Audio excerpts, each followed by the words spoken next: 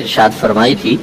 کہ نبی کریم صلی اللہ علیہ وسلم فرماتے ہیں کہ بعض اوقات انسان زبان سے ایک کلمہ نکالتا ہے، مراد ایک جملہ ہے، اسے اس کی اہمیت کا احساس نہیں ہوتا لیکن وہی اس کے جنت میں دخول کا سبب بن جاتا ہے، اور بعض اوقات انسان اپنے زبان سے کلمہ نکالتا ہے اور اسے اس کی قباحت کا احساس نہیں ہوتا لیکن وہی اس کے لیے جہنم میں جانے کا سبب بن جاتا ہے۔ تو اس کا مطلب یہ ہوا کہ یہ زبان بہت ہی سینسٹیو چیز ہے، اس کو بڑے احتیاط سے استعمال کرنا چاہیے اور خیال کرنا چاہیے۔ اچھا، گناہ بہت سارے ہیں اس کے، لیکن مثال کے طور پر ہم اس کو یوں کر لیتے ہیں کہ ایک تو اللہ رسول کی شان میں گستاخی یہ زبان سے ہوتی ہے، اسی طریقے سے کلمات کفر جو ہیں وہ زبان سے نکلتے ہیں، کوئی نماز کو برا بھلا کہہ دیتا ہے، کوئی روزے کو گالیاں بک رہا ہے،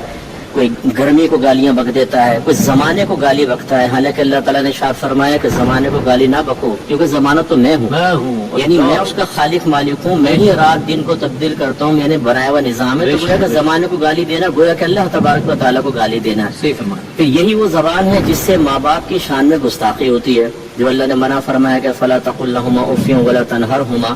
ان کے سامنے اف مت کہو، مطلب یہ ہے کہ کوئی بھی ایسا فعل نہ کرو جو ان کے لیے باعث اذیت ہو، اور ان کو ڈانٹو مت۔ تو یہ زبان سے ہی ہوتا ہے۔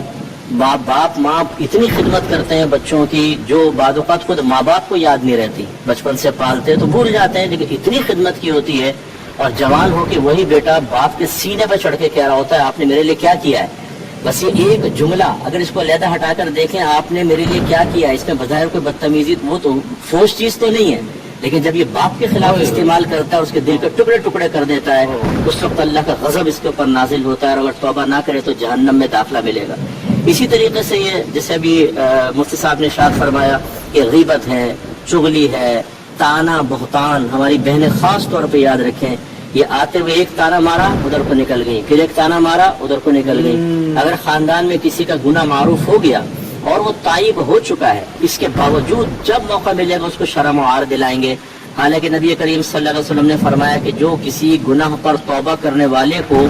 اس کے اس گناہ پر عار دلوائے تو اللہ تبارک و تعالیٰ خود اسے اس میں مبتلا فرما دے گا، چاہے وہ گھر میں کیوں نہ ہو۔ تو یہ اتنی خطرناک چیز ہے۔ اسی طریقے سے ایک گالی گلوچ، سامنے والے کو تکلیف دیتے ہیں، کسی کی شان کے خلاف کلمہ استعمال کرنا، علماء کے خلاف، اہل بیت اطہار کے خلاف، صحابہ کرام علیہم رضوان کے خلاف، کہ جن کے بارے میں اللہ تبارک و تعالیٰ نے خود ازلی اعلان فرما دیا رضی اللہ عنہم ورضوا عنہ، بے شک اللہ ان سے راضی، وہ اللہ سے راضی۔ حالانکہ اللہ تعالیٰ جانتا تھا کہ صحابہ کو پیدا کرے گا، ان کے مابین کیا کیا ہوگا، اللہ تعالیٰ جانتا ہے، اس کے باوجود ازل سے اعلان اللہ ان سے راضی، وہ اللہ سے راضی۔ تو وہ اس سے ہٹ کر قطع نظر، بالکل، لیکن بہت اچھی یہ بھی اصلاحی بات۔ بیگانی شادی میں عبداللہ دیوانہ میں ایک مثال یہ میں نے، اس سے قطع نظر بیگانی شادی میں عبداللہ دیوانہ، اللہ ان سے راضی، وہ اللہ سے راضی، ہم بیچ میں کود کے اپنے آخرت کی بربادی کا سامان کریں، یہ کس سے ہو رہا ہے؟ زبان سے ہو رہا ہے۔ اسی طریقے سے زبان سے انسان بعض اوقات گناہوں کی ترغیب دیتا ہے۔ ہم نے یہ اسکول کالج